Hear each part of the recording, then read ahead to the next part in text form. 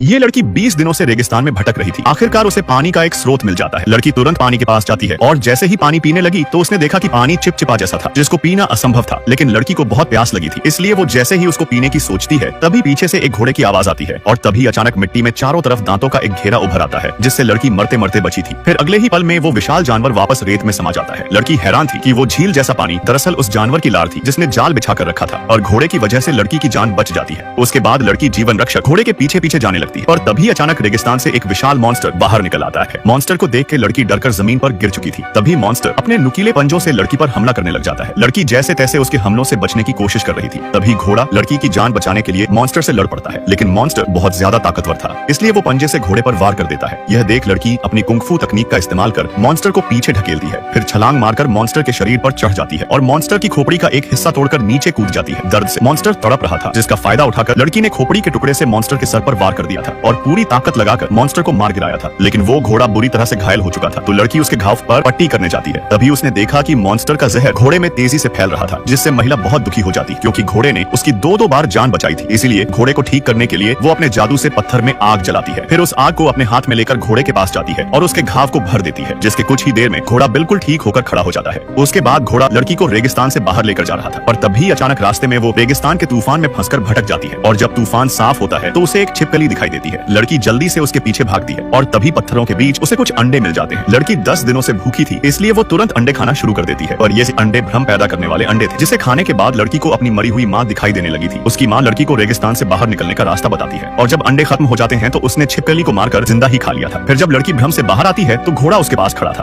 तभी घोड़ा उसे दूसरी जगह पर लेकर जाता है और जमीन पर खोदने का इशारा करता है। लड़की चाकू निकालकर मिट्टी को खोदती है, जिससे थोड़ी देर में ही जमीन से पानी निकल पड़ता है। आखिरकार लड़की ने पानी पीकर अपनी प्यास बुझा ली थी, जिसके बाद लड़की घोड़े की मदद से सफलतापूर्वक रेगिस्तान से बाहर भी निकल जाती है। 80 साल का ये बुढ़ा सोना खोजने के लिए जमीन में खुदाई कर रहा था। वो मिट्टी खोदकर गमले में डालता है और पर्याप्त मात्रा में मिट्टी इकट्ठा करने के बाद बुढ़ा नदी किनारे जाकर पानी से मिट्टी को धोने लगता है और जब मिट्टी को छान लेता है तो उसे गमले में कुछ सोने के कण दिखाई देने लगते हैं, जिससे बुढ़े को विश्वास हो चुका था कि नदी के आसपास ही जमीन के नीचे सोना दबा हुआ है। वो अलग अलग जगह खुदाई करके बार बार मिट्टी छानता था, लेकिन उसे हर बार सोने के सिर्फ कुछ ही कण मिलते थे। उसने खुदाई की हुई जगह पर निशान लगा दिया था ताकि जमीन का कोई भी कोना ना छूट जाए। फिर रात में बुढ़ा वहीं पर ही डेरा डालकर खाना खाता है और कंबल ओढ़कर सो जाता है। अगली सुबह उठकर नदी का पानी पीता है, फिर खाने के लिए मछली और पक्षियों के अंडे चुरा कर खाने का इंतजाम कर लेता है। जैसे जैसे दिन बीता जा रहा था बुढ़े की खुदाई का दायरा भी बढ़ता जा रहा था। उसने कई जगह हाथ मारे, लेकिन उसे कुछ नहीं मिल रहा था, लेकिन उसने अभी तक हार नहीं मानी थी और दोबारा से खुदाई करना शुरू कर देता है, क्योंकि उसे यकीन था एक दिन उसे सोने का भंडार जरूर मिलेगा। करीब 1 साल तक खुदाई के बाद उसे गड्ढे से सोने के पत्थर मिलना शुरू हो जाते हैं, जिससे उसका विश्वास और बढ़ जाता है और इसी दिशा में खुदाई करने पर उसे एक अजीब सा पत्थर मिलता है और जब उसने हथौड़े से पत्थर को तोड़ा तो उसके होश उड़ जाते हैं, क्योंकि उसको अब सोने की चट्टान मिल चुकी थी, जिसे देख खुशी के कारण उसके आंसू छलकने लगे थे। आखिरकार उसे उसकी मेहनत का फल मिल चुका था और तभी अचानक एक आदमी बंदूक लिए उसके पीछे खड़ा था और अगले ही पल वो आदमी बुढ़े पर गोली चला देता है। ये आदमी एक डाकू था जो कई दिनों से छुपकर बुढ़े पर नजर रख रहा था ताकि वो उसको लूट सके, लेकिन जब वो सोना लेने के लिए गड्ढे में उतरता है तभी अचानक बुढ़े ने उठकर आदमी पर हमला कर दिया था। उसने डाकू की आंखों में मिट्टी डाली और उसके हाथों से बंदूक छीनकर उसका गेम बजा दिया था। उसके बाद वो गड्ढे से बाहर निकलता है और फटाफट नदी के पास आकर पानी से घाव को धोता है। किस्मत से गोली जानलेवा जगह पर नहीं लगी थी। अपने घावों पर पट्टी करने के बाद चैन से खाना खाता है, फिर गड्ढे से सारा सोना निकालकर पोटली में भर लेता है और गधे पर सोने की पोटलियों को लटकाकर घर की ओर चल देता है। ये साला बुढ़ा इंसानों की फसल उगा रहा था। वो सबसे पहले खुदाई मशीन से जमीन में गड्ढा बनाता है, फिर तैयार इंसानी बीज को गड्ढे में डाल देता है। बुढ़े की पागल बीवी फसलों को कीड़ों से बचाने के लिए इंसानों के अंदर कीटनाशक की दवा भर देती है। फिर बुढ़ा छोटे चाकू से उनके सारे बाल काट देता है और धूप से बचाने के लिए बुढ़े ने इंसानों के सर को बोरी से ढक दिया था। अगले साल फसल अच्छे से उगे, इसलिए साला बुढ़ा रोज समय समय पर पाइप से इंसानों के मुंह में खाद डालता रहता था। जल्द ही उसकी मेहनत से इंसानों की फसल काटने वाले मौसम में पहुंच जाती है और उससे पहले बुढ़ा और उसकी बीवी 2 लाइट लेकर पके हुए इंसानों की फसल के सामने रखते हैं। फसल तो नहीं पर उनकी दाढ़ी जरूर उग चुकी थी। तभी बुढ़े ने मशीन चालू करके गोल लाइट्स को ऑन कर दिया था, जिससे रोशनी के चक्र तेजी से घूमने लगती है। आधे घंटे तक उस इल्यूजन चक्र को देखने के बाद सारे इंसानी बीजों का सर चकराने लगा था। तभी बुढ़ा जल्दी से उनके गले में रस्सी डालता है और ट्रैक्टर की मदद से उनको जमीन से खींचकर बाहर निकालने की कोशिश करता है, लेकिन ट्रैक्टर ही आगे से उठ जाता है और साले बुढ़े ने सारी इंसानी फसलों को खींचकर बाहर निकाल ही दिया था। वहीं दूसरे बगीचे में दबे हुए लोग जमीन से निकलने में कामयाब हो जाते हैं और लड़खड़ाते हुए चलकर पागल बुढ़े के घर के नजदीक पहुंच गए थे। तभी बुढ़े की बीवी घर से बाहर निकलती है तो ये लोग बिना आवाज किए पीछे से महिला पर हमला कर देते हैं। वहीं साला ये बुढ़ा एक लड़की को बीज के रूप में तैयार कर रहा था। तभी अचानक खिड़की तोड़कर एक आदमी वहां आ जाता है और दोनों के बीच भयंकर लड़ाई शुरू हो जाती है। तभी अचानक वहां पर पुलिस भी पहुंच जाती है और जब उसने देखा कि उसकी खोई हुई प्रेमिका को बुढ़े ने मार दिया है तो गुस्से में पुलिस वाला साले बुढ़े का गेम बजा देता है। ये दोनों आदमी एक अनजान टापू पर खजाने की तलाश कर रहे थे और जैसे ही ये लोग रहस्यमय गुफा के अंदर अंदर जाते हैं तो एक आदमी ने गलती से तंत्र को चालू कर दिया था, जिससे गुफा का दरवाजा बंद होने लगता है। और जब आदमी की नजर दरवाजे पर पड़ी तो वो तुरंत भागकर दरवाजे से बचकर वापस बाहर निकल जाता है। लेकिन ये शिकारी गुफा में बंद हो चुका था और उसे भयानक चीखें भी सुनाई दे रही थी। और तभी ये आदमी समझ जाता है कि उसने किसी तंत्र को छुआ होगा, इसलिए तंत्र को खोजते समय उसे एक पत्थर की प्लेट मिलती है, जिसकी मदद से वो वापस दरवाजा खोल देता है। फिर दोनों गुफा में आगे बढ़ने लगते हैं तो उन्हें फिर से चीखें सुनाई देती है, जिससे वो घबरा जाते हैं, लेकिन वो हिम्मत जुटाकर आगे बढ़ते रहते हैं। तभी उन्होंने देखा कि सामने की गुफा में जाने के लिए उन्हें पतले संकरे रास्ते से होकर गुजरना होगा। और खाई को देखकर एक पल के लिए दोनों की फट चुकी थी, क्योंकि ये रास्ता नहीं बल्कि एक पतली नहर की डंडी थी। दोनों साहस करके धीरे धीरे कदम बढ़ाने लगते हैं। हालांकि नहर ज्यादा पक्की नहीं थी, क्योंकि लंबे समय से नहर में दरारें पड़ चुकी थी। दोनों सावधानी से एक एक कदम सांस फूंक कर आगे बढ़ते जा रहे थे। तभी अचानक इनको पीछे से नहर टूटने की आवाज आती है और किस्मत से दोनों सामने वाली गुफा तक पहुंच गए थे। नहर पार करने में दोनों की पेंट गीली हो चुकी थी, इसलिए शिकारी कहता है कि जब हम वापस गुफा से बाहर निकलेंगे तो दूसरा रास्ता अपनाएंगे। उसके बाद दोनों गुफा के अंदर आकर ऐसी जगह पर पहुंच जाते हैं जहां घना जंगल था, इसलिए सुरक्षा के लिए शिकारी अपना हथियार निकाल लेता है। तभी आगे जाकर उन्हें एक मकबरा मिलता है जो करीब 200 साल पुराना था। इन्हें लगा शायद इस ताबूत में खजाना भरा होगा, इसलिए दोनों फटाफट से ताबूत को साफ करके उसको खोलने की कोशिश करते हैं, लेकिन ताबूत पूरी तरह से बंद था। ये देख आदमी समझ जाता है कि इसे खोलने के लिए उन्हें कोई पैटर्न को ढूंढना होगा, इसलिए दोनों तुरंत ताबूत के चारों तरफ जांच करते हैं। तभी आदमी को ताबूत पर पैटर्न बना हुआ मिल जाता है, जो बिल्कुल उसके पास रखी हुई पत्थर की प्लेट से मेल खाता है। फिर आदमी पत्थर की प्लेट को पैटर्न में डाल देता है। वहीं कुछ जानवर झाड़ियां के पीछे छुपकर दोनों को घूर रहे थे। तभी आदमी आखिरी पैटर्न में भी पत्थर की प्लेट डाल देता है, जिससे तुरंत ताबूत का दरवाजा खुल जाता है। लेकिन जब इन्होंने दरवाजे को उठाकर देखा तो उनके होश उड़ जाते हैं, क्योंकि ताबूत में कोई खजाना नहीं था बल्कि एक अजीब सा सफेद कंकाल पड़ा हुआ था। फिर जैसे ही शिकारी कंकाल की हड्डियों को उठाने जाता है तभी एक डरावनी आवाज आती है। शिकारी तुरंत हड्डियों को पोटली में भर लेता है और तभी भेड़ियों के झुंड ने दोनों को घेर लिया था। ये भेड़िए इस ताबूत के रखवाले थे जो हड्डियों को यहाँ से नहीं ले जाने देने वाले थे। भेड़ियों को देखकर दोनों की फटी पड़ी थी। तभी अचानक दोनों आदमी भागकर वापस गुफा में घुस जाते हैं और पेड़ों की शाखा से गुफा का मुंह बंद कर देते हैं, पर शाखा उन भेड़ियों को रोक नहीं पाती। फिर गुफा से निकलते ही दोनों वापस उसी टूटी हुई नहर के पास आ जाते हैं। अब इनके पास इस नहर को पार करने के अलावा और कोई रास्ता नहीं था, इसलिए वो बिना डरे नहर पर चलकर दूसरी तरफ आ जाते हैं। और भेड़िया भी नहर पर चलकर उनके पीछे आ रहा था। गुफा से निकलकर दोनों समंदर की तरफ दौड़ते हैं, पर भेड़िया अभी भी उनके पीछे पड़ा हुआ था। ये देख शिकारी हड्डियों की पोटली को तुरंत समंदर में फेंक देता है, जिसके बाद भेड़िया बिना कुछ करे वहां से वापस लौट जाता है। डर के मारे शिकारी की तो पतलून गीली हो चुकी थी, इसलिए वो कसम खाता है कि अब से दोबारा कभी भी खजाना नहीं ढूंढेगा।